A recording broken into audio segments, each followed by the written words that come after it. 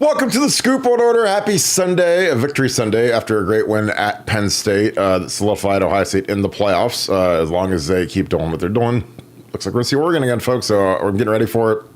Again, we've got a nice little break in the schedule with Purdue, who's god awful, and Northwestern, which will be fun at Wrigley Field. Then we have the hardest game is Indiana, and then we've got the Michigan Wolverines, which are just putrid, undercoached, underwhelming. It's basketball season up there, so we're going to get into that. As always, we're going to take your questions to get the super chats fired up. They go to Pay It Forward. Again, thank you to our boys of blue, our police officers, our firefighters, our military members especially.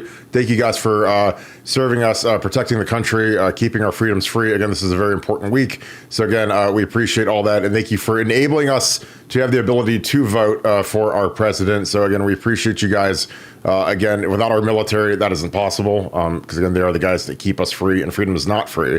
So thank you guys for all that you guys do. You guys that are abroad, away from your families, your sacrifice is not unnoticed by Buckeye Scoop. It is a tenet of what we do, is giving back and saying thank you.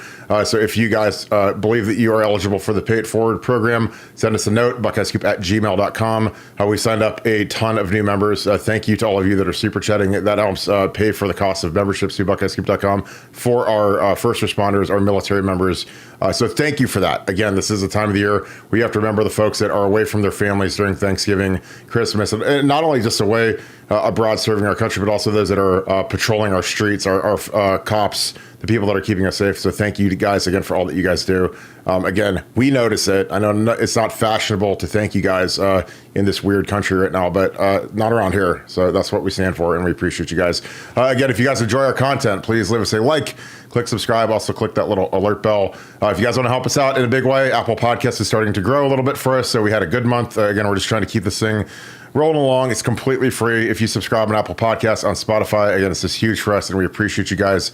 So thank you. As always, I'm going to bring in my good friend, Nevadabuck. Players of the game have been announced. Caleb Downs on defense. All of the offensive linemen, minus Tigra, was the offensive player of the game. Seems to be a little bit of a stir on social media to leave Tigra out. What are your thoughts on that? Well, look, I don't have any problem with recognizing excellence, and I've never believed in participation trophies or that everybody, if one guy gets it, they all got to get it. I mean, if Tigra didn't play well enough to merit, that type of a selection or that type of recognition, I have no problem with it. Now, I have to say, my initial reactions to the game when watching just, in real time were generally positive about Tigra, but I haven't done a deep dive on his place. I want to reserve comment until we have a chance to kind of really evaluate him a little bit further. But I think this is a good time for me to say it because it's probably appropriate. It's good on the topic of evaluations. I have to be questioning Justin Fry's evaluations at this point in time, because the fact that they kept Carson Hinsman off the field this long, the fact that they skipped over him and went to Luke Montgomery in real game time in the previous game before, frankly, being forced into playing him. And I'm actually going to have a nugget tomorrow on BuckeyeScoop.com on how Carson Hinsman made his way back to the field. So if you remember at BuckeyeScoop.com, you'll see that. It'll be interesting. You'll be very enlightened to find out how Carson found his way back on the field and who was behind that and what happened there. But, I think when we're talking about Fry's evaluations abilities, I don't know with Tigra. I mean, I just don't know what to say. That's a weird one. I can't remember ever. I know that's pretty odd to have the whole offensive line be named or whatever, but have you ever seen 4 members of an offensive line named and one of them not named? Because that's even different than even recognizing the 4. That's really putting an arrow on the 1 and saying, you're a loser. You're not good enough. You didn't measure up. Have you ever seen that before? 1, and 2. You are the old All-American, the right tackle with 900 starts at Ohio State and it never lost to Michigan. What did you think about that? Well, I mean, because we didn't talk about it in pre-show. I have no idea what your thoughts were on it. I know you watch these games and you watch that line play like a hawk. What were your thoughts on it? Well, I think it cheapens it a little bit. I think that I think realistically it should have been Josh Fryer and Carson should have been the two guys that graded out as if they're going to do player of the game. Those are the two guys that I thought really played well. Donnie, and again, I give Donnie all the credit in the world, but if I would have moved from right tackle to right guard and played in a game and we won and everybody was excited and they're like, wow, look at Kirk, moving to right guard. But I gave up 2 sacks and I had an egregious holding call that wasn't called. Then if they tried to give me like the offensive player of the game, I'd be like, because in the old days, and again, I'm going to sound like the old head. It's like, if you give up a sack, you automatically are like disqualified from winning like any sort of player of the week thing. Because that was like kind of what it was. I don't think we ever had a guy. I think we had one guy in my entire career that gave up a sack and still got player of the game. And I'll never forget, it was Jimmy Cordell versus Kent State. And I was like, we gave up a sack to Kent State. And I said this to Jim Ball, and you gave him the player of the game. Really? And he didn't even grade out the highest either. So it was perplexing. Now, again, there's to me, like when you do these, I think that you have to grade on a curve because not everybody has the same matchup. I mean, Donnie's matchup was 1,000 times harder than anybody else. So I can see, with the first week at a new place, Beaver Stadium, top 10 pick, because that guy is the best pass rusher in the Big Ten, bar none, not even close. And the lack of help that they give him, and I'm going to break that down on here, was malpractice from Chip Kelly, Justin Fry, Ryan Day. Because again, how you don't help on that guy when all the other guys are good, but he's outstanding. 11 was outstanding. And again, 2 sacks, including a blind side that could have gotten Will Howard sent to the hospital, could have been a strip sack. Thank God Will Howard hang on to the ball. But in reality, like Josh Fryer definitely should have got it because he was kind of on the island. And I said all week, because again, I talked to a lot of people. I know what the game plan is going to be. You got to put Josh Fryer on the island. He's got the easier matchup. He's played right tackle his last 2 years. He's more comfortable out there. Donnie needs a lot of help. And it's not because I think Donnie sucks. It's because, dude, he's playing tackle for the first time, Beaver Stadium. He hasn't played tackle in 4 years. Loudest stadium in the country versus maybe one of the 2 or 3 best pass rushers in the entire country. So, again, and he gave up 2 sacks. And he had a really bad holding call that they didn't call, which was a miracle. But again, when you grade the film the next day, like we would count it like a holding call. If they don't call it, we would still get like when you get a penalty, you get a misassignment, a misman, and a poor technique. Which again, that destroys your grade when you get either a sack or a holding call. But I don't know. Like I think it's cheaper when you give it to 4 guys. Because I think that the guys that really played well, I thought Josh did, and I thought Carson did. Donnie was good. Now, again, I give Donnie gets a curve. So you have to, and again, I used to always argue for that. Not because like I cared about my grade or like, because again, at the end of the day, they don't bury you with your game of the week trophies. Like nobody really cares after a year, but not everybody has the same match. Like if one guy's got a first round top 10 guy and the other guy's got a fish, and that happened all the time when I played. Like when we played LSU in the championship, like the guy I went against was the 3rd pick in the draft. The guy, and again, Alex Boone, fantastic player, long time in the NFL. The guy that he went against didn't get drafted at all.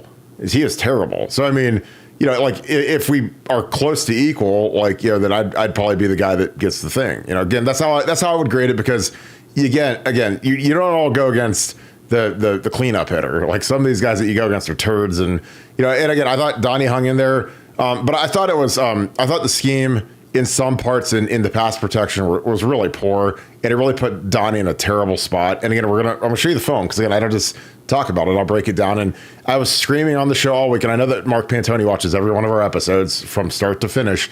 I wish he'd come there and play. Hey guys, when you have a left tackle out there making his first start at the loudest stadium in the country versus maybe the best pass rusher, or no, he's the best pass rusher in the Big Ten, you might want to help him more than you did. And they did some, but man, when they were in empty and you got G. Scott just floating out there running a banana route, as the 5th option in pass pro, why don't you just leave him in as a wing and let him chip and then leak out late? Because that's all you got to do. I mean, he's just got to put a shoulder into the guy, and then it completely messes up his pass rush rhythm. But when you don't do that, and again, Donnie was laid off the ball a bunch because, again, he's never played tackle. And again, when you're playing somewhere that loud, you're not going to hear the cadence, and you're going against a guy that runs. I mean, that kid will test as a 4-4 guy because he is ultra explosive off the edge. So again, that's just saying my piece because again, down the road we're going to play another good team that's going to have another good pass. Like we're not going to get, we don't get to play Purdue the rest of the way. And Michigan doesn't have a good edge guy. Indiana's got a guy that leads the league in sacks, but I don't know how good he is. I think he's okay. He's not as good as the guy we just played. So, but we got out of there okay. But again, that's just my diatribe because again, like there's two things that can be true. Like we've never given the O line of the offensive thing of the week to 4 of the 5 linemen, and we've never given out an award to an offensive lineman that's given up 2 sacks in a game. Which again, not blaming Donnie, and again, it's great that we gave an award to him because again, he had to battle, and again, it was a legendary move to go do that. But that's hard to accept. That'd be like if a quarterback threw 4 interceptions and you said, well, he's the offensive player of the game. It's like, well, what everybody else do? I don't know. It's my opinion. Nevada, what are your thoughts? Yeah, I didn't have a problem with it with Donnie because I thought it was a baller move moving out there to left tackle in that situation. He wasn't getting help as you pointed out, and if for nothing else, that drive off the goal line. I mean, I can't remember how many times in my entire life watching Ohio State football have we ever gotten the ball with 6 minutes to go or whatever it was, and then just ground it out all on the every play a running play. I mean, I don't know if I've ever seen that. I mean, I'm sure it's happened, and I'm sure people can, Fields One or some of our great Buckeye historians can pull out some games and go, oh, I remember this game we did it, or that game we did it. But it hasn't happened often, and it certainly hasn't happened often off the 1 yard line, and it certainly hasn't happened off the 1 yard line at Penn State. So, or against a top 5 opponent on the road. So, it was to me that was a pretty heroic drive, any way you slice it. So, hey, I hope Tigre uses it as motivation. I hope Donnie, continues to improve, and I like the interior with Seth and Carson ends there. It'll be interesting to see if they make a move with Tigre. I mean, if they're clearly unhappy with something they're getting from Tigre or something they're not getting from Tigre, and do they go to Austin? And that's always been something that we've talked about. That's one of the reasons why they didn't want to move to the left guard was he'd been repping exclusively on the right side. Do they make a move on Tigre? Are they tired of the blown assignments? Do they do that? And I don't really have the answer because for me, some people, the critics will say, hey, Ohio State only scored 20 points at Penn State. And, I would submit, I mean, obviously the Will Howard fumble at the 6-inch line or whatever it was, that's 7 right off the board right there. And now I don't want to get into the old what if, coulda, shoulda, woulda, had JJ not lost the ball in the sun, would that have been another touchdown or whatever? But at least the Will Howard one should have been a score. And you can't get much closer to score than that and not get it in. So look, I think the offense did some nice things in it, very difficult. And it was that kind of game. It was that kind of game where they did enough to win, and they played keep away from the other team when they needed to. And defensively, what can you say? I don't know if people realize this. I posted this on our board. That was the first time in 10 years that Penn State's been held without an offensive touchdown. First time in 10 years that's happened. That's how good that defensive performance was that you saw on Saturday. And so for all the fire Knowles, $2 million man, gimmicky defense, stuff, please stop. Please stop. And no, that doesn't mean that hey, that somebody won't score on us again or somebody do it. But man, he's had that defense steadily improving. They've dialing up the pressure now. I like kind of where they're at. I think they found a really nice balance. And I mean, to do something that hasn't been done in 10 years against a team, that's pretty crazy. And it's one of the reasons why they're third in the nation in scoring defense right now, only because, as unfair as this is, pick sixes count against your scoring defense. So even if you're not on the field, the other team scores, that counts against you, which seems a tad bit unfair. Without that, they'd be number 1 in the country. But hey, lots to be excited about. I think that win was a transformational win for this team. I love the way the schedule sets up from here on out. And, barring any, bad injuries, knock on wood, because I'll try to speak them out of existence, we are going to be a tough out come playoff time. And, I fully expect when the college football playoff rankings come out that we'll be number 2 in the country behind behind Oregon. And that's how highly regarded Ohio State is with the pollsters right now. So it's a good time to be a Buckeye fan. Yeah, I think that there's got to be some sort of an advanced metric that takes out, pick sixes and punt returns and kick returns. Obviously, you don't see a ton of those anymore, but that's completely unfair to the defense when none of the guys are on the field and you give up a score like that. But again, the defense was just incredible. Again, this was, obviously it was a great win, huge win, top 3 team, and it's like, you're happy you won, but guys, this could have been 35-3 or whatever. That's how close it was to being a total blowout. Because again, we give them one with the pick 6, and then we drop the ball in the inch line on a fluky play. So and then JJ, who's the best receiver in the country, drops the ball. It stops running and whatever. So this thing was close to just being an absolute annihilation of Penn State. So again, that's. I'd be feeling really good about the team at this point. So I'm sitting there, I'm just like, guys, we almost absolutely housed, a top 3 team at their place in the hardest building in the Big Ten to play in. So, again, I don't get upset, but it's like, what they did to Carson Hinsman was heinous and wrong. And that kid should have been our starting right guard over Tigra. And again, I watch all the film. I see the film. And again, I have nothing against Tigra. You guys probably think I'm like some hater or whatever, but it's like, and I'm not pro Carson. I don't care. All I am is team, give me the best 5 guys. And again, Carson has been one of the best 5 guys, and he's been stuck in the 9 or 10 hole for the whole season for whatever reason. Again, I don't even want to get into it because it just angers me, because we've wasted a lot of time where we could have been building continuity with an offensive line where Carson should have been starting at right guard. And now he's going to lock in at left guard. Again, there's this, I got asked on BuckeyeScoop.com, there's this portion of the fan base is like, are they going to go back to Zen and Donnie? And I was like, you can't. There's just no possible way. Donnie has got to suck it up and play left tackle. And again, I'll talk to my NFL guys this week. It's like NFL teams are going to look at that as the most selfless pro team. Even if Donnie is, a C+ left tackle and he's an A- guard, no one is going to grade him down by having to kick out and play left tackle to help his team. Every NFL team in the world is going to say, what an incredible selfless move. What character. Again, Ryan Dale speak glowingly of it when he speaks to personnel people and GMs. This is how this is going to go. And Donnie might end up playing center against the league. I've talked to a lot of people in the league that think he's a center. So again, and he's never played center. He's never even snapped a football, to my knowledge. But they think he'd be a really good center because of his athleticism, his intelligence, and they think he can run the show up front. So, again, there's sometimes you never know what NFL guys are going to do. Liam Eichenberg, who I thought was a tackle lock all the way, played left tackle at Notre Dame, was from St. Ignatius. He plays center for the Miami Dolphins now, 6'7".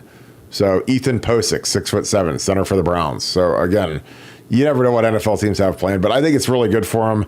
And I think that he's going to get better. And the thing is, he's not going to see a guy like this again until we see Georgia or Texas. That guy that he went against, after I watched the film, he's the best player on their team by 1,000 miles, which again, I thought Chip Kelly was superlative yesterday outside of he didn't help Donnie enough. That's it. Everything else, the misdirection was cooking. The quarterback run game was excellent.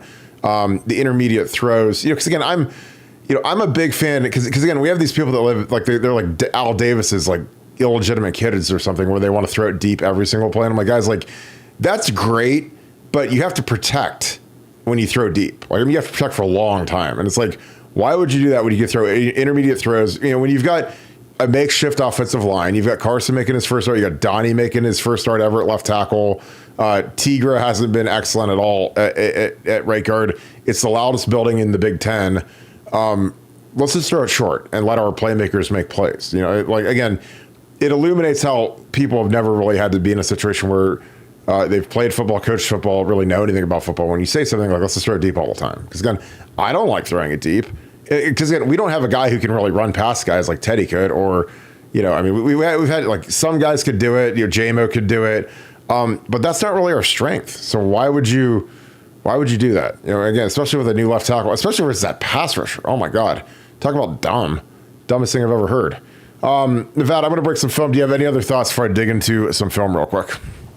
No, just I can't stop smiling. I am so happy about that win, and it was just so satisfying to just destroy so many different narratives, nationally with people about Ryan Day in big games, Jim Knowles, Trey Henderson, Will Howard, the team being soft. I mean, it was like an exorcism of bad takes was erased last night, because really, what can you say? And I'm just so excited about this team, and I'm so proud of this team, and I'm just so excited to see the rest of the season, because I know that our best football is ahead of us. All right. Let's get into the film real quick. All right, so we got a little play action pass where we pull the guard here. So this is something where, when you pull a guard, in general, you're getting these guys to think, step up, running game. We had already run this little toss play a few times, so he fixed the toss here. Carson pulls out, kind of protects the edge. G. Scott releases, and everybody gets into their patterns here. But I'm telling you, this is the hardest possible situation you could ever put Donnie in. So again, I do not like this matchup. I think we're lucky. And again, maybe I'm crazy, maybe I'm dumb, maybe whatever. I don't care, but I know I'm right. So you guys can say whatever else you want. You put Donnie in the hardest possible. He's one-on-one on an island. And again, this kid's got a spin move now, and he beats Donnie with it bad. And again, Will Howard is so good. And people that don't realize how good he is don't know anything about football. Because I'm telling you, this kid gets rid of the ball quick. He makes defenders miss if there's a leak. And that's stuff that doesn't show up on a stat sheet. But I watched the film and I'm like, wow. I mean, it's special. Great awareness. We'll do the Jelani play next, where again there's pressure right on him, and he shakes the guy away, gets a little spot, throws it to Jelani, who catches it 7 times and finally pulls it in. But Donnie's in this tough spot. And again, this is something that I've complained about for months about Jack Story and JT. They're not allowed to spin inside. Have to keep, because we're so obsessed with contain, which again, it's great. Number 1 defense of the country. But again, this is hard to go against when you're a left tackle. Spins inside, and this is scary to me, because this is, he slips and falls here. And this is almost an ACL. He slips and falls, and it's that's scary to me. And again, this is a kid that's, he's lightning. You watch him get off the ball, man, he's gone. So I don't love the protection. Obviously, the result's incredible. I'm sure Will said, hey, get rid of this thing fast, but I don't like putting Donnie out here. And again, he's not going to see a guy like this the rest of the year until we see Georgia. Thank God. But, it's an excellent scheme. I don't like it when you put, because that is, the left tackle has got to be, he's got to have the big sombrero, which is, we'd always say that there's one guy on every play that's got to be the guy. And Donnie's the guy. He has no help at all. Carson's gone. So, if you've got Carson sitting there and it's and we're sliding that way, then, if that guy spins inside, Carson should put the 2 screws of his helmet into the guy's chin and send him to the nether realm. Because again, we did that last year when we knocked out their first. They had a first-round defensive end last year. We knocked them out and sent them to the hospital. So again, when you put a guy on an island like that, especially at Beaver Stadium when it's his first start at left tackle, I don't love it. Now, the play worked excellent. Again, it was a great call, great scheme, especially when you've run that toss a few times and it kind of triggers the vision of the linebackers. It makes them all bite on it. I love that. I hate putting Donnie in those situations. I'm like, come on, guys. Don't do that to Donnie. And again, this isn't like Donnie's some big baby or anything. I just know what's really hard to go against. And again, why make it hard when it doesn't have to be? Because again, the guy Josh Hart is blocking was okay. Probably a late round pick. But when you get the top 10 guy over there and you put him on the island, I don't know, but it works. Nevada, any thoughts on that? Well, it worked. 1, 2. I'm with you. I like having a quarterback that doesn't turtle, that doesn't drop his head. Oh my God. He's so good. He's so good. Oh my God. Will that play to Jelani where he on the 4th down where he shook the guy off and went threw the ball. Oh my God. People talk about the Jelani catch, but what a play by Will Howard. But it's funny because I was reading some of the criticisms of Will, and it was he'll make a bunch of good plays and then he'll make a bad play, and I'm like, you mean every quarterback that's ever in the history of mankind? Yes. That is literally, you've just described the quarterback position. Oh. I just watched Jordan Love. Jordan Love gets paid $55 million a year for the Packers, and it's 10-3 right before the half, and he just throws it to the defensive lineman for a touchdown, and all of a sudden at 17-3, the Packers never recover. And Yes, that's what quarterbacks do. Quarterbacks will make a bad play. Every now and then they'll make a bad play. There is no quarterback that doesn't make a bad play. So I'm trying to, I keep asking people for who are the quarterbacks that are like, well, I want a quarterback that doesn't turn the ball over, like Quinn Ewers or like Carson Beck or like Cam Ward. And I'm like, you realize that every one of those quarterbacks has more interceptions than Will Howard. Every one of those. They're just like, But their interceptions don't count, though. no, Right? I don't know. Their interceptions don't count. Will has the really bad ones, the really bad plays, and I'm like, what does that even mean? I don't even understand what that even means. But no, yeah, Will does so many little things. I'm telling you, on that last drive, which is it's on Twitter. They have like every play from the last drive. And you see on at least 4 or 5 of the plays, he just freezes the defensive end with that zone read action. And those guys normally, if they're not respecting that, they're just crashing right down the line and stopping those plays in the backfield. But they're freezing because you've got a quarterback it's a legit threat to run the ball. And that's the kind of stuff that's been missing for this offense for the past 3 years. And that's why I'm so excited. I'm so excited that we have a quarterback that can run that. And I hope that Ryan Day never goes away from that, because I don't want to go back to the CJ Stroud days of as much as terrible as that sounds, of no running quarterback and all the quarterback can do is throw. I think in college football that's a huge mistake, and I think that inhibits you in the red zone, in short yardage, in big situations. And man, I'm telling you what, give me a quarterback that can run all day long, and I hope Ohio State never is in a situation where we have a quarterback that is not a viable running threat. I mean, it's playing offense the hardest way possible. I mean, CJ obviously was pinpoint. He was great. But I mean, he also had Garrett, and he had Chris, and he had Marvin. I mean, he had top 10 wide receivers too. So, I mean, that helps to be a little bit more pinpoint when you have guys that are that good. But yeah, I just, like, I watch Will Howard, and I'm just like, people just don't realize how good he is. I'm like, dude, he does stuff every game where I'm just like, wow, that saved our bacon. And again, I got another one right here for you, Nevada. This is a good one. This is the Jelani.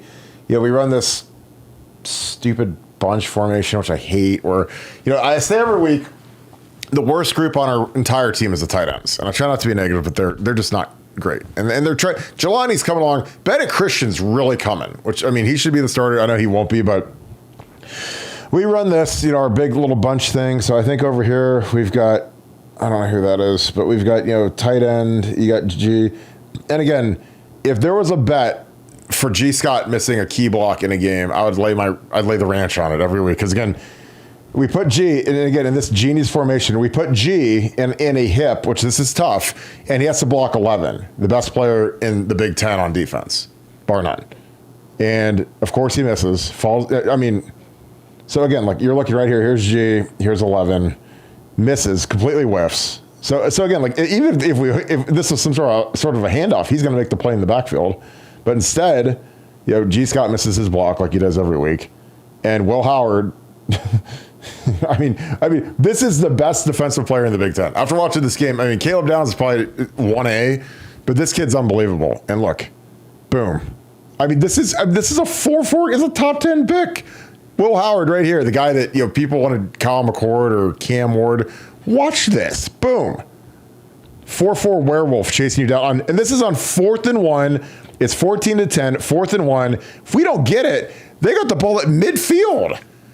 I mean, and people want to be critical of this guy, and they should turn in their cards now. Just give up on being intelligent about football. Look at this. That guy, oh my God.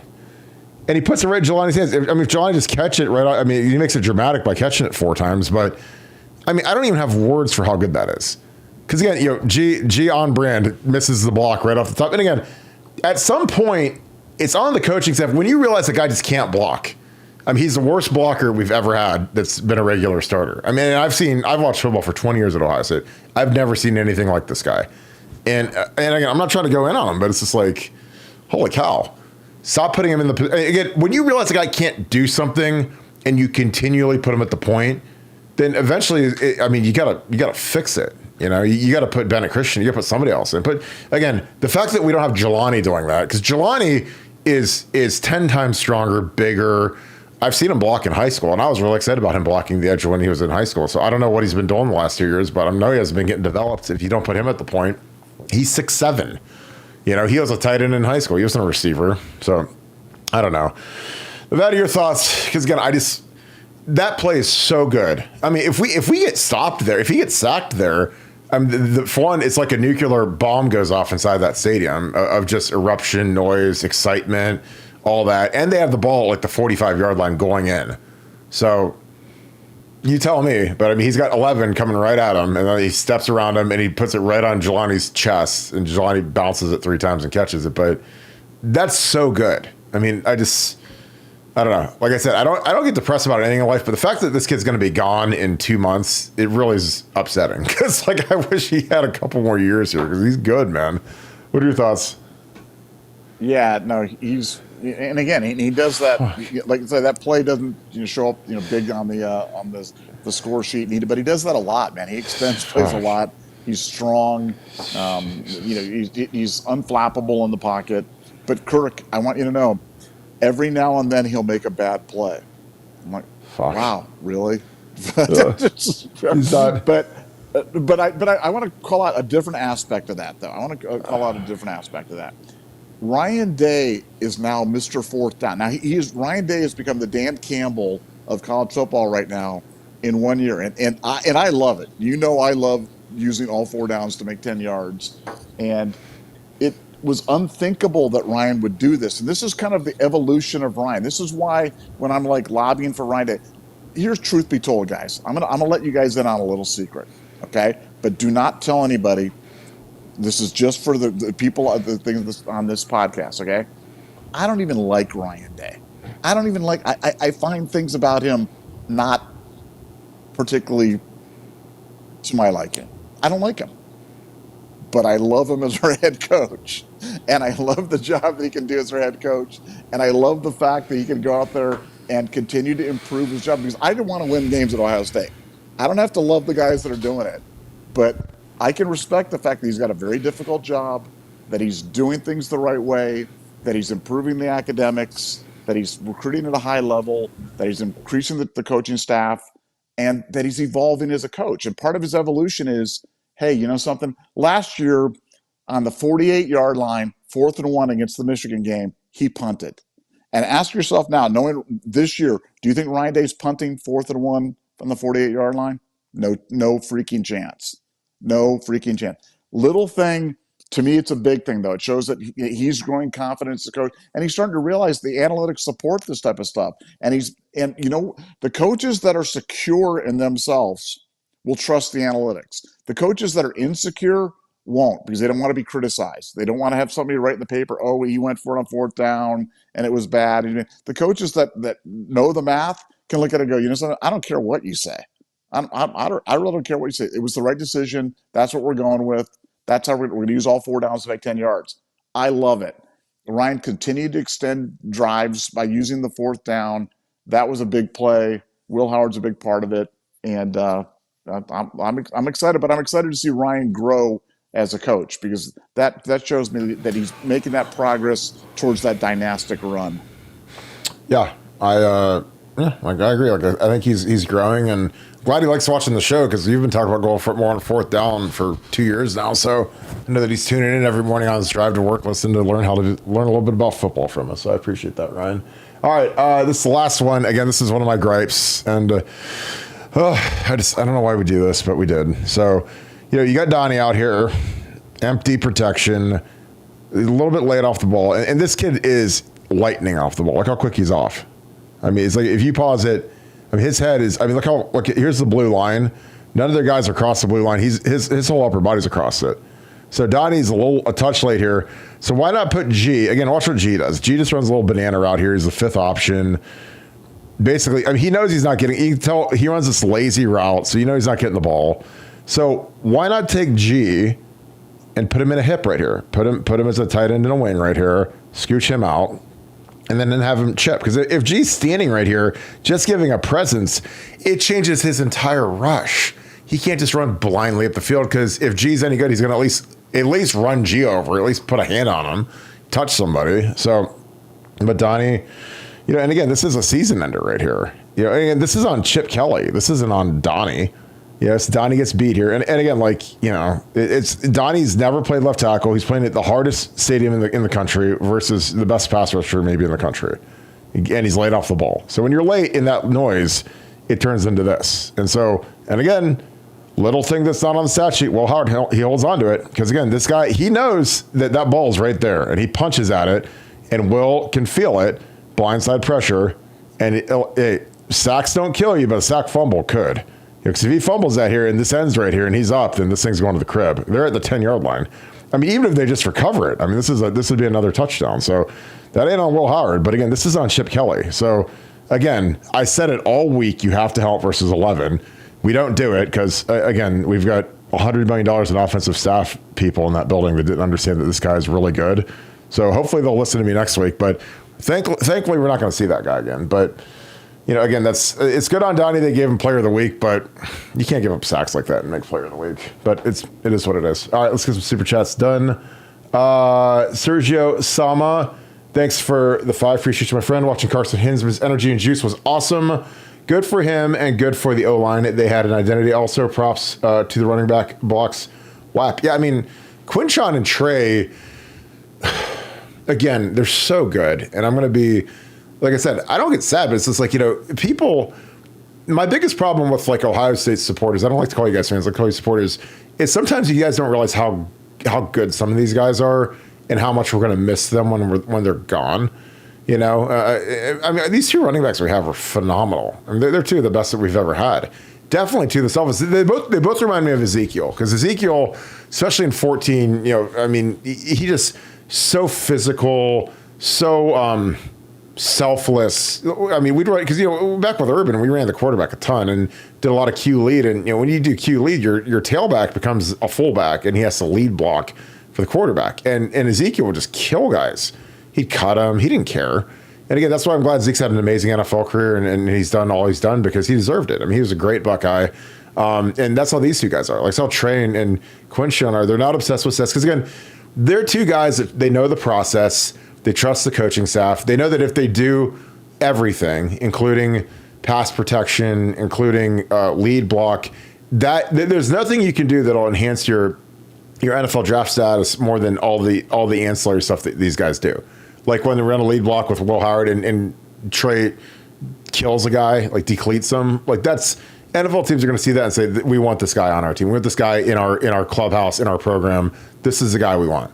Because again, you could have all the numbers in the world. You could have the Austin Genty's 1,700 yards, whatever. Like, the numbers are great, but man, when you sacrifice and you agree to be a platoon guy like Trey did, I think that's even more impressive because you're not just about you. If you go to a good organization that already has a good solid running back, and then you add Trey, like I said, and this is something that I said to an NFL guy, I said, my dream is for Trey Henderson to go to the Kansas City Chiefs. That's my absolute dream. Because the guy's he's 10 times better than Pacheco. But I was like, imagine him as a starter with Pacheco in a dual role with Mahomes. And he's like, it'd be the most unfair thing in the world. I was like, well, because people don't think Trey's a first runner. I was like, dude, if I'm the Chiefs, I'm sitting there and Trey Henderson's there to protect Mahomes. Like, oh my God. Because I think Quinshon will go before Trey because he's a year younger. And my NFL guy thought that too. But I think that there are 2 first rounders, and they're 2 guys that once they get into the NFL next year, you guys are like, man, we really miss those guys because they're really good. But I mean, our O-line, I thought Carson's energy was infectious. And again, that's been my issue is we've had, we don't have a lot of emotional guys on the O-line. Like there are a lot of, they're great kids. Like, there's nothing wrong with them, but they're just not they're not demonstrative. I mean, you don't have to be some clown out there, but you can show some emotion. But I think some of them are so scared to make a mistake that they don't want to ever show any joy or excitement about being out there. And Carson, every play was he was just so excited to be on the field. And the only time I ever had a feeling like that was when I came back from injury. And I was like, I was so excited to be playing again. And I think Carson kind of had that same sort of emotion where when you've had something taken from you, kind of stolen from you, and you get it back, it's a great, incredible feeling, and I think he was feeling that. With that, your thoughts. Sergio Sama, again, thanks for the 5. He says, watching Carson Hinsman's energy and juice was awesome. Good for him and good for the O-line. They had an identity, and props to the running back blocks. What are your thoughts? Yeah, I mean, the Hinsman thing, that's been a hill that we kind of climbed up on and waved the flag and were willing to die on. And so if Carson had gone out there and just soiled himself, then people could have, rightfully taken some shots. But no, he definitely, delivered for sure. And the running back, we haven't talked about this lately, but have you ever seen such an apparent change with a running back coach going from Tony Alford to Locke? I mean, Coach Locke if you've ever met the guy, he's all about energy. He's all about authenticity. He's all about toughness. And man, Quinshon and Trey they play like he coaches. And so I look at Michigan's running backs right now. They're running around just like Tony Alford, fat and lazy. So no, I'm so glad and I'm so proud of the job that he's done, because he's definitely brought an attitude to that running back room that's absolutely infectious. And you're right, the season's going to be over way too soon, and a lot of these kids we're never going to get a chance to see again. So enjoy them while they're here, because it's like I said, the season's going to be over before you know it. Well, yeah, I think that's a fantastic point. The room, like the running backs room, it takes on the personality of the position coach, and the leaders in the room. But Carlos Laughlin's a legit tough guy. I mean, he worked in corrections, and I mean, you got to be a tough dude to do that for a living. And I mean, so he doesn't take anything from anybody. Like he doesn't, his energy is infectious. I'm not calling him an energy guy, because that's kind of a negative thing to call a coach. I think that he has a toughness to him where he's not there to be your friend. Which again, I think that's one of the biggest problems with young coaches, is that they're there to be their. It's like they're homies, they're buddies, and there's some of that in the Woody Hayes, where some of these guys they're each other's, like they're going to be best men at each other's weddings, or friends. And again, I was from the school. It's like, dude, you're not there to be their friend. You're there to be their coach. Like, you got friends outside of the Woody Hayes. You don't need to be friends with your players. You need to coach them. And I think that's a negative on a couple of the rooms in the building, but it's not in Carlos's. I mean, and I think that Tony Alford had some of that in him, where he just wasn't hard on the kids, and he was too worried about his next job and too worried about stuff outside of making Trey Henderson better. And it's amazing how these guys are playing physical and tough and hard. And again, that's, if there's one thing I've learned from my time playing football, there's nothing that can ignite a sideline, especially on the road, like a running game. When you start running guy, and even if it's Will Howard running it and Trey Henderson killing a guy on the edge, the entire sideline sees that. They're all sitting there. The defense is on the bench. But they're all looking at the jumbotron at every play, and they see Trey kill somebody. That ignites the entire team. And Trey knows that, and he does that, and he sacrifices his body. Because he could take the easy way out and just kind of fit up on the guy, but he it depletes the guy, kills the guy. And again, that's something where you look at that, and that'll be on his NFL draft night tape. They'll show, hey, watch this guy. He doesn't just. They'll show that. They'll show the blitz pickup versus Akron, where he depleted the guy. Those are the kinds of things that NFL people love. I think they think, oh, well, they're going to win the Doak Walker and have all these yards. No, it's they know he can run. They know that he can run inside zone and he can catch the ball. But what else does he do? And he shows all of the other attributes consistently. And I'm just telling you, man, it's so impressive. And like I said, we've been on the Trey train for a long time. And there was a time where he wasn't real popular and he was soft and no vision. And I'm like, guys, he's maybe not quite Saquon Barkley, but he's the same kind of guy like Saquon Barkley. He might be a hair lower, but I think Saquon's, he's a Hall of Fame running back, especially the way he's playing now. But I don't know. That's just my opinion. Sergio Salmon, thanks for the deuce. Joel Klatt was awful. He clearly hates Ohio State. I don't know what's happened to those guys, man. I mean, I used to be okay on Joel Klatt, but I think that a lot of these guys, people get to them, they say, hey, it's real fashionable to hate Ohio State, because Ohio State people get upset when you hate them, and I don't know. It's just like when he's talking about that, the bobbled pass, I think it was Quinshon or whoever had the bobbled pass, and they said, oh, that's clearly a catch and a fumble and whatever. And I'm like, he never has control of that ball. And again, if that was a Penn State player, I'd say the same thing. I'm not saying that because I'm slanted towards Ohio State. I know what football looks like, and he never has control of the ball, and he gets popped and the ball goes flying out, but he never has a firm grasp at any point, because it's like, oh, you got to catch it, make a football move. It's like, he's bobbling the ball the whole time. I don't know what you guys are talking about, but I don't know. Nevada, your thoughts? Joel Klatt was awful. He clearly hates Ohio State. He's rough, dude.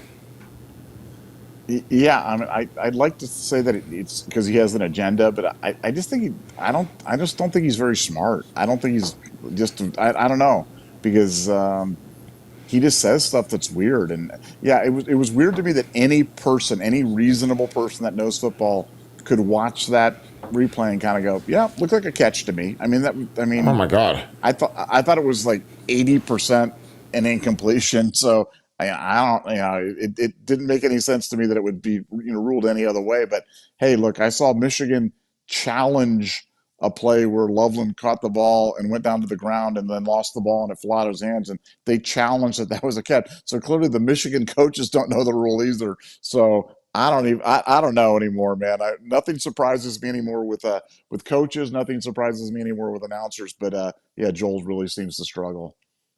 I mean, like, I know that play where Sherrone Moore had his morons up top tell him, hey, challenge. It's like, I mean, that just reeked of an impossible level of desperation. Like, maybe the refs will have pity on us, but like, he never had the ball. And then, I mean, he's out of bounds and it bounces away. I mean, you got to really control it for a long time before you can hit the ground and go flying off. But I don't know. Like, again, it's the coaching profession. I mean, there's a lot of imposters in the profession, man, and it's bad. It's never been worse.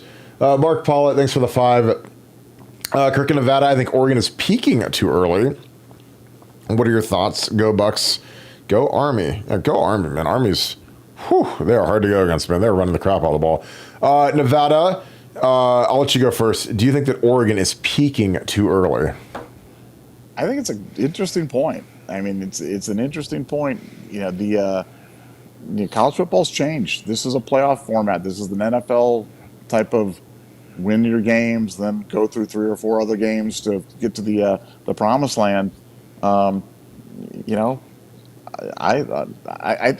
think Oregon definitely has got vulnerabilities.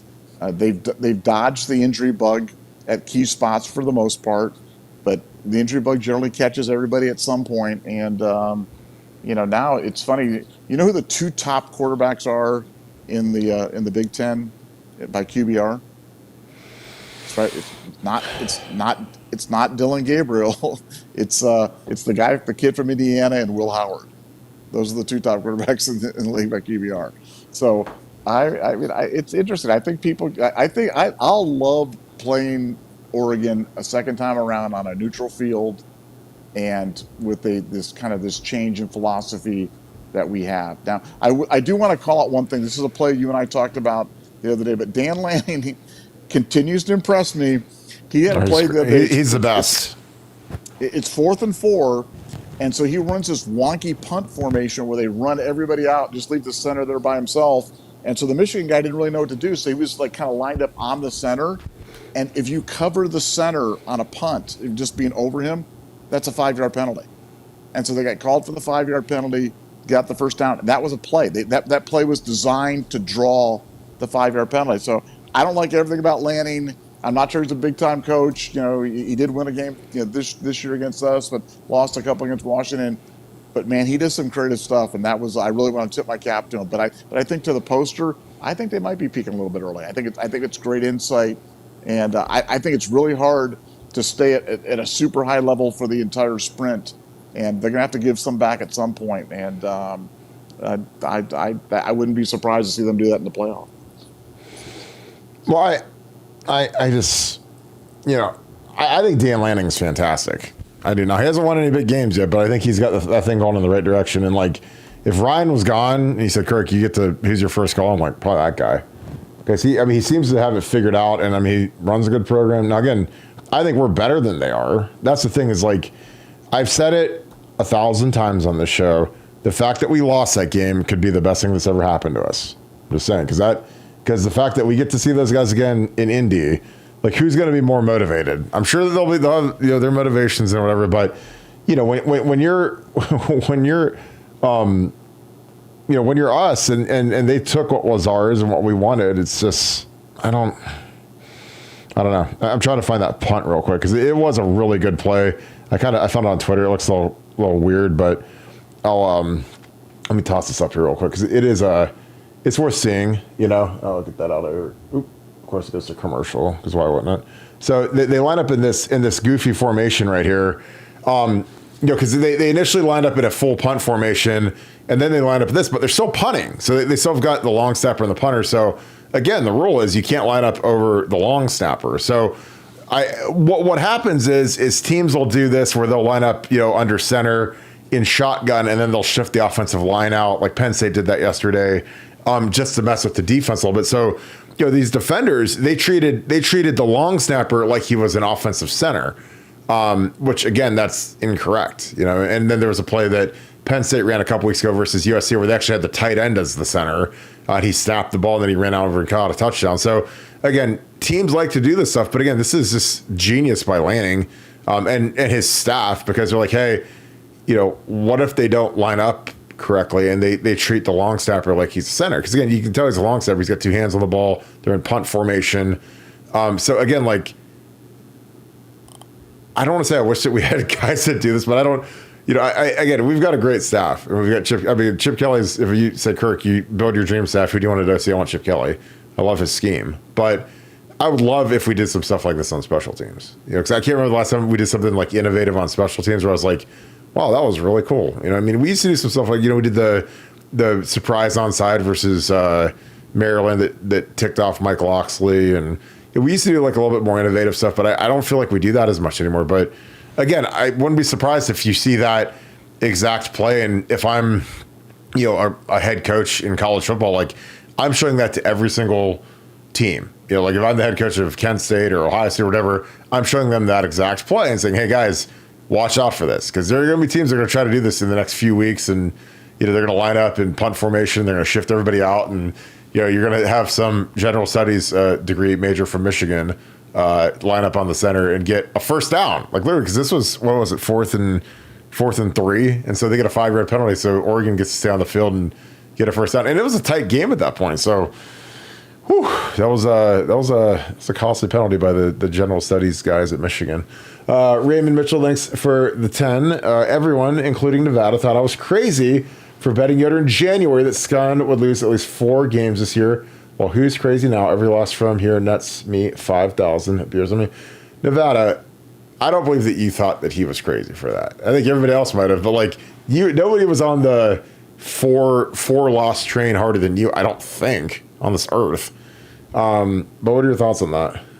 Well, I did go on record as saying that there's always one team in college football every year that is ranked high in the preseason that severely underperforms and is completely overranked by the preseason polls, and I said that team was Michigan.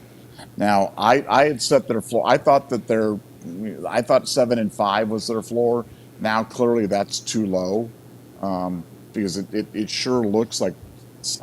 I think they lose at Indiana, and they certainly lose at Ohio State. So that's 6 losses. But no, I don't think, I definitely wouldn't have said 4 losses was crazy for sure. Look, I bet it under 3. I bet it under 4. So, or bet, I should say, I bet it under 9.5 and bet it under 8.5. So I was right there with you on that one, my brother. And like I said, the worst thing for Michigan is this is as good as it gets, guys.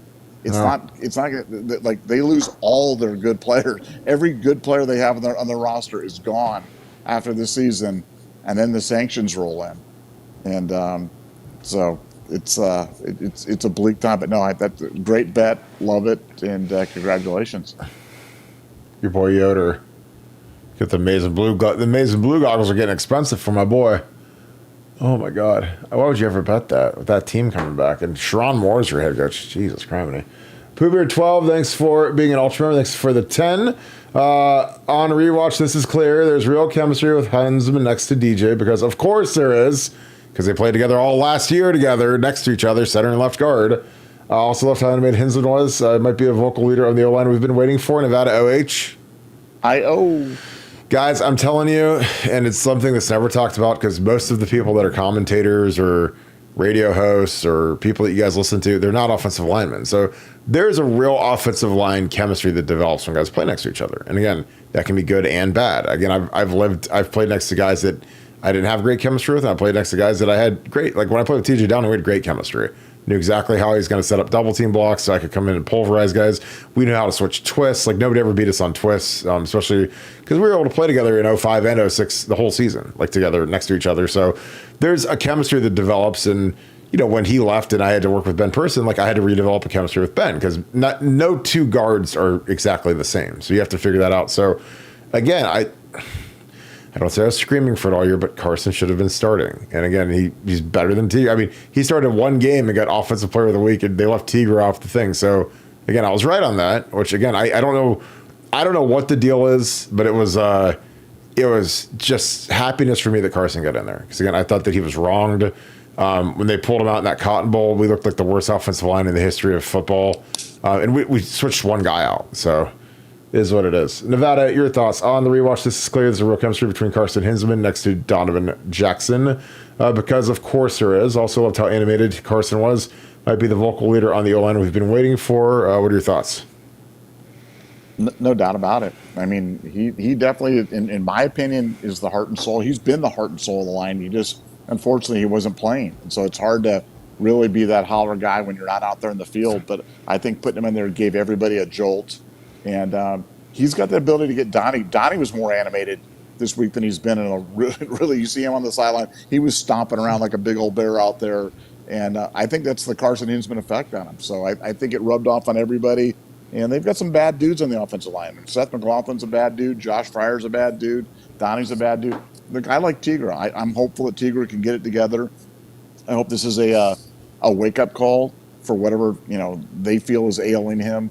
Because he's got all the physical tools to do it. Just mentally, he's got to get there and not blow assignments. And because if he can do that, this offensive line can go from good to great. And no reason that this line can't be every bit as good as the line that we had with Josh Simmons at the beginning of the year, as crazy as that sounds. Shane Cup, thank you for the 5. Can we install a deep ball package where Julian or Devin takes a snap on second and short just to launch it downfield? Will's deep ball is a concern. Nevada, I'll let you take this one. This will be a good one. These are these narratives that get started. The highest rated. There's the quarterbacks that throw the ball over 20 yards down the field. They read all their throws. Will Howard is 4th in the country in that right now. 4th in the country. This week he threw 3 passes of over 40 yards. One was bad. One was a touchdown. The third one should have been a touchdown if J.J. Smith keeps running. So this idea that he can't throw it downfield, it's right there with Trey Henderson has no vision and is soft. Jim Knowles can't coach. Ryan Day can't win the big games. Will Howard is an OSU. I mean, I'm just telling you, it's not a good take. Because Will can absolutely. What can he do if he throws the ball and the wide receiver stops running, and then the ball hits right where the wide receiver, but how is that Will Howard's fault? And, I really truly just don't understand this. When every number says that what this is wrong, but somehow this has gotten started, it's kind of taken on a life of its own. How accurate do people think that people are on long passes? When you play with some good long. Troy could throw the ball a long way. Did he complete 100% of his long passes, or were there ever incompletions that he threw there, Kirk?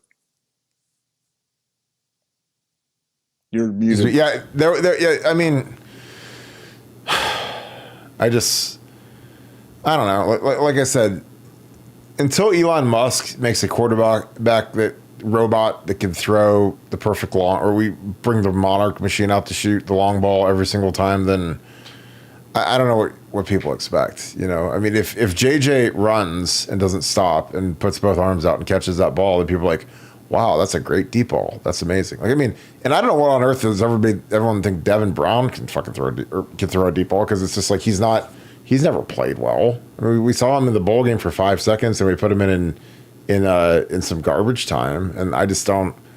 I don't know. It's like this stuff drives me crazy. Like, why would you ever take Will Howard out of any significant snap ever at this point? Because the deep ball. It's like, and who cares? I don't care about the deep ball. Like, run intermediate routes with our receivers. Like, just throw it to JJ and let him go make people miss. Like, I just don't. The way our offense is moving right now, I don't. Why? Like, we don't. If we had a guy like Ted Ginn or like Devin Smith or like JMO that was great at catching the deep ball. I wish that we could get something. We'll never get anything out of Jaden Ballard. He's done at this point. Just, he move on to whatever. He could have been that guy. He's just not that guy, which is fine. There's nothing wrong with that. This place isn't for everybody. But I'm just saying, like, if we had a guy that I was like, this is going to be the king deep ball guy, then okay. But like, we don't need that. Like, again, like I watch, like when we had Troy, and again, I think that there's like this weird obsession with Troy or Teddy or something, or it's like people are obsessed with this deep ball thing. And I'm like, dude, Will throws like a deep ball. We need guys that can get under it. But again, I don't want to change anything about this offense because again, we don't need, like, we beat teams without it. We don't need it. And again, when you've got a guard playing left tackle, people that want to throw a deep ball, they just don't know anything about football.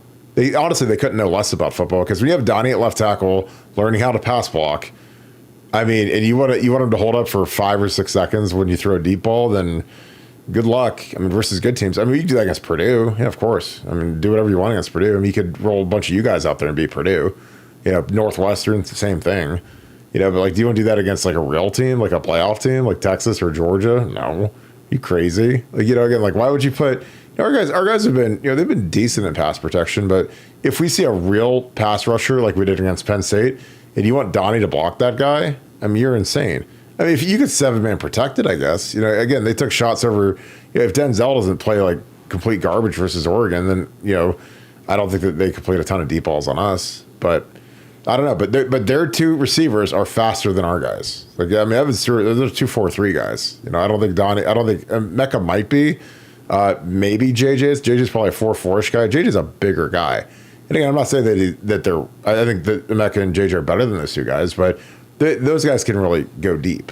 But again, I don't know. Like this obsession with Will Howard and the deep balls. It's just funny to me because I'm just why would you ever take Will Howard off the field to put Devin? And Devin's never done anything. And honestly, the only reason Devin's still here, and I'm not trying to be negative, is that he didn't have any good offers to transfer. I mean, he could have gone to Iowa and been in purgatory for the rest of his career. But, I mean, it wasn't like USC wanted him or Oklahoma or some big quarterback school wanted him. So I don't know why you'd ever take Will Howard. I wouldn't take Will Howard out for a single snap for the rest of his career unless we're up by 65 points versus, Purdue and you want to put in Devin or Julian. But good God, guys. Like, you think that those guys can throw the deep ball? I mean, I've never seen it. Maybe in high school, but I don't know. Like, it's not just sitting in the parking lot throwing a deep ball. Like, you have to protect for that long, too.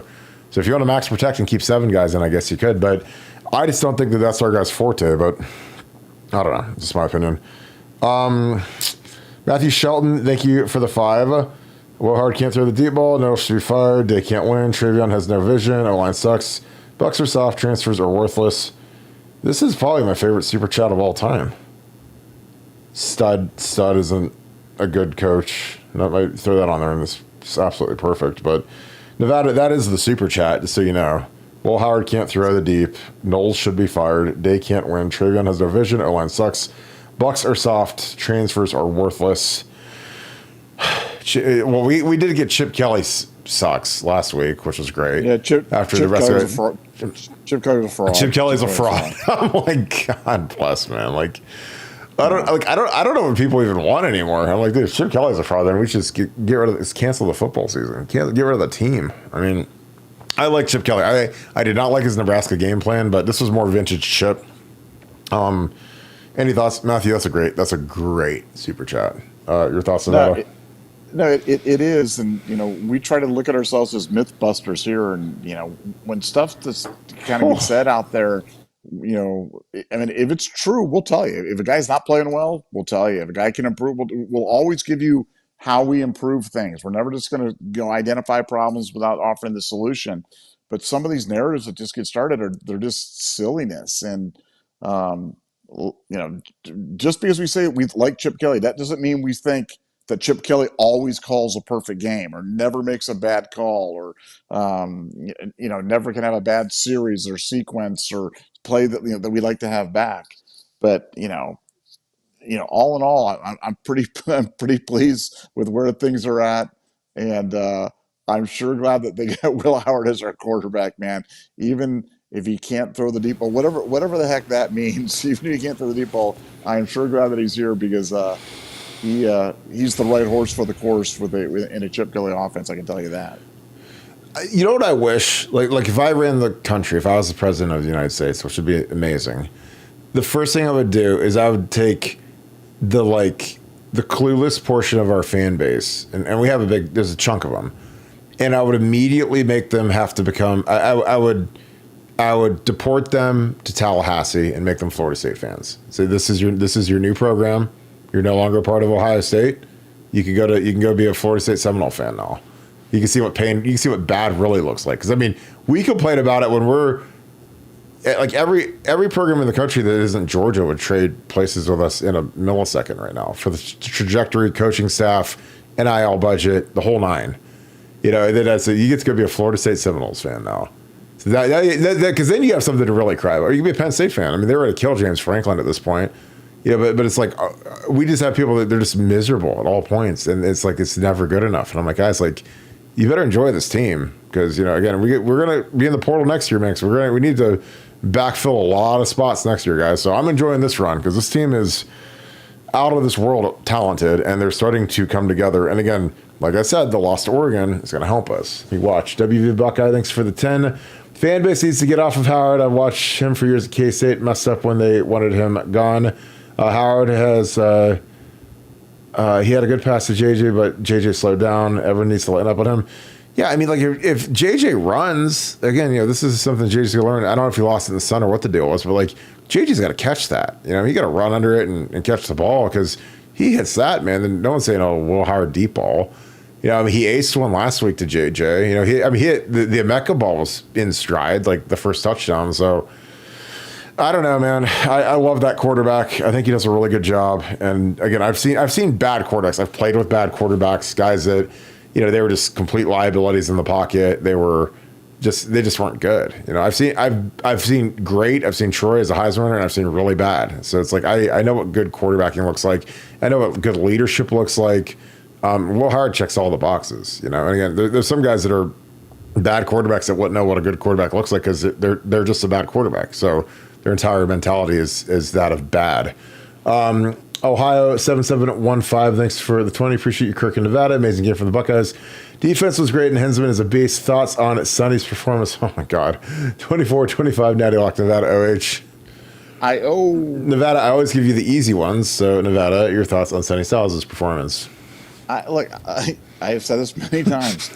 Lorenzo Styles was one of my favorite players.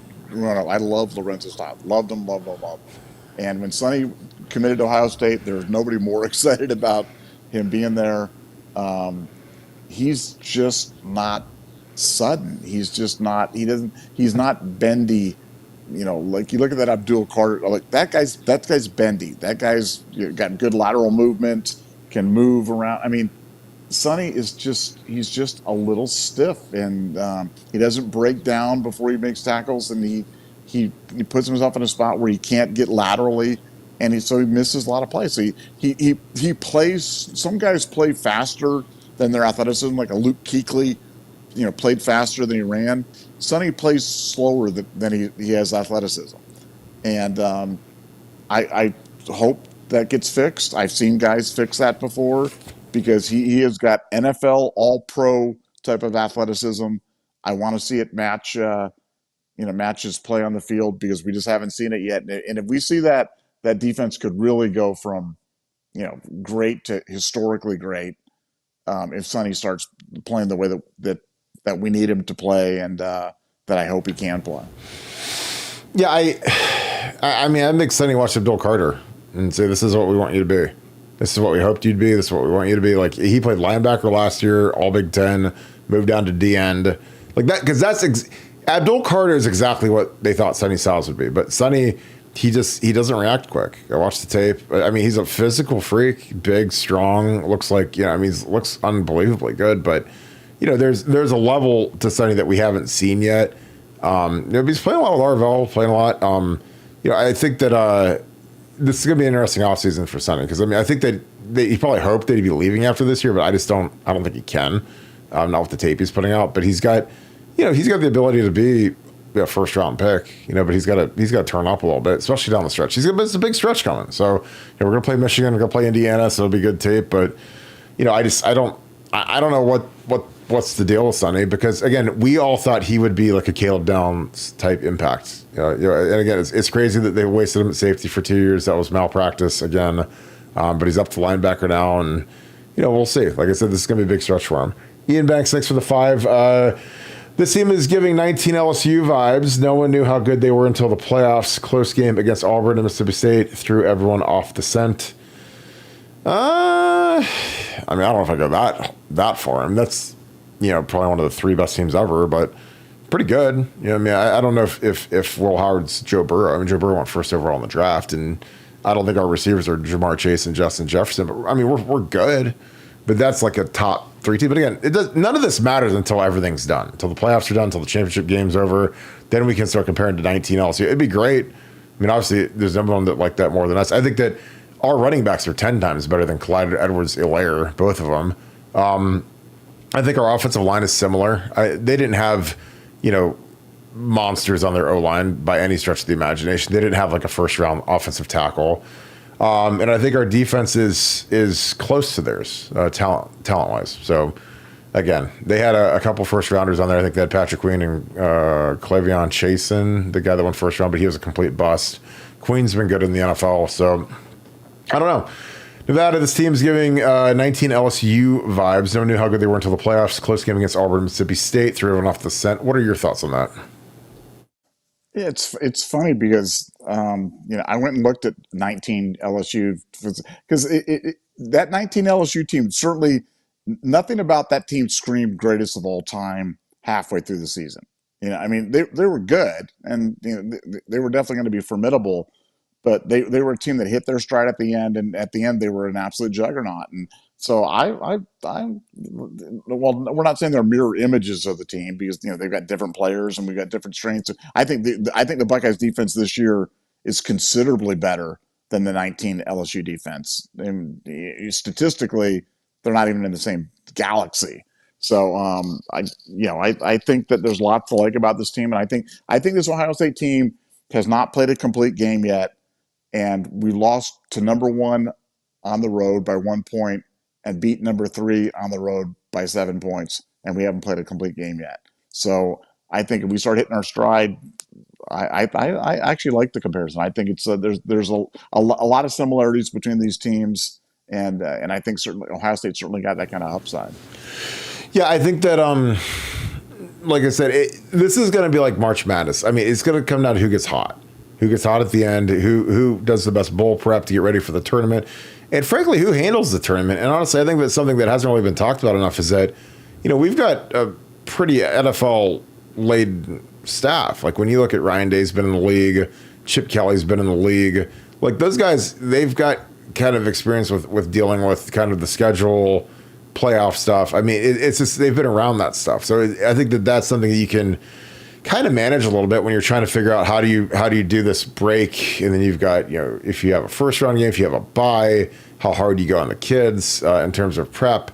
So I think that's going to be an advantage for us. But yeah, I think you're right. Like it's going to come down to the finish because again, I've like I've said a million times, I've been on a team that was number 1 in the country in every single poll except for the very last one. That was us in 06. We could have been wire to wire number 1 in the discussion for greatest team ever, and it doesn't matter if you lose the last game. So when they get done with the last game, then we'll talk about where some of these teams rank. But I mean, I don't know who I'd be scared of right now. I watched Georgia yesterday, and like they're good, but am I terrified of them? No. Do I think that we can block them? Yes. Do I think that we can scheme them up? Absolutely. So yeah. Barb, what is up, my girl? Hope you're doing good. Barb Barrett, thank you for the 5. Thanks for being an Ultra member as well. Nevada, how many combinations if you bet 3 games with no ties? Nevada OH? I'm not sure I know the question, Nevada. How many combinations if you bet 3 games with no ties? 6? 3 times 2 times 1? I think so. I think. I mean, bet 3 games with no ties. Huh. Like that. Okay. I hope we got that right for you, Barb, because I'm confused on that one. So I'm giving that one to Nevada. All right, Ian Baines, thanks for the deuce. The fall off from Dabo and Clemson will be studied. Well, I mean, I tell you guys, you better enjoy it. Better enjoy this program. I mean, if it's kind of like, the old saying, like, when you do something bad, like, I'll give you something to cry about. Like, I'll give you something to really cry about. Well, people like to complain about where we're at as a program now, and we've dodged the death spiral down better than any program in college football over the last 25 years. Like, not even close. I mean, Alabama is in the skids now. The Florida Gators in 06, 07, 08 were the best program in the country and 2 national titles. They're impossibly bad now. Clemson's terrible. The fall off of Florida State is something I don't think I've ever seen that before. I mean, they're just god-awful. So, I don't know. I mean, it's like a lot of these teams that were dynasties and were cooking and whatever. It's like, as soon as you don't get a good quarterback in recruiting, it's over. It's done. Like, that's Clemson's biggest issue is that they had DJ Uiagalelei, and he was terrible. And DJ goes to Florida State, and I mean, everywhere he goes, he brings terrible with him. So, yeah, don't recruit DJ Uiagalelei or pay him. But I don't know, Nevada. Your thoughts? The fall off from Dabo and Clemson will be studied. What are your thoughts on that? Well, here, I'm going to give you the scenario. This is what's going to happen. Okay, Ohio State fans are going to not be happy with Ryan Day, and would we agree that there's a large segment of Ohio State fans that are not happy with Ryan Day? Would we accept that as that's a fact, not in dispute? Okay. So what'll happen is if and when Ryan Day then breaks through, wins a championship, starts rolling, you know what Ryan Day is going to do? He'll move on to the NFL, and then we lose Ryan Day. So all you fans that are like waiting to, well, I'm not going to jump on that. I'm not going to support him. I'm going to criticize him. I'm going to terrorize his kids. I'm going to haunt him on social media. And then as soon as he has success, then you're like, okay, I'm here for you, Ryan. He's going to be like, F you, I'm gone. I'm going to go up to the NFL. That's the path of Ryan. You know that, and I know that. That'll happen with him. Because he's a young guy. He's a quarterback guru. These NFL teams are worth, $7 billion, and you've got a guy that can do it, and he can move from a life where it not only he's got to go 16-0 at Ohio State to not have his wife beat up in a Big Bear supermarket, but he's got to win every game by 21 points and cover the spread. And if you lose by 1 point, it's the end of days, and everybody hates you and yells at your kids and stuff like that. So you can move to that life where if you go 11-6 and make the playoffs, then they want to have a parade for you and you get paid $25 million a year. You tell me which life he's going to go to there at some point. So I'm not rooting for it to happen, but I'm ready for it to happen because I'm going to enjoy every minute Ryan Day's here, because I really think we're blessed to have him here, to have a young coach like that do it. Because man, I've seen. I mean, Florida State was the surest, but Norvell, the hot guy. Oh man, we got the guy. Of course. Lincoln Riley at USC. Oh man, we got the guy. Kalen DeBoer at Alabama. Oh man, we have scored. They're all soiling themselves. And why do we think that we're immune to it? We've been lucky. We were lucky. We had the deodorant stick called Urban Meyer that came in and saved us from the abyss, because we were headed to the abyss.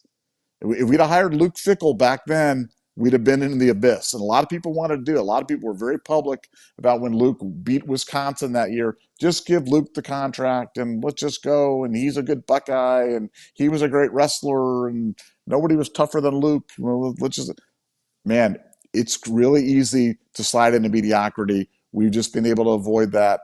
So enjoy the ride while it lasts, guys, because it's lasted way longer than it should have already, and it's not going to last forever. Well, yeah, I mean, it's just sports.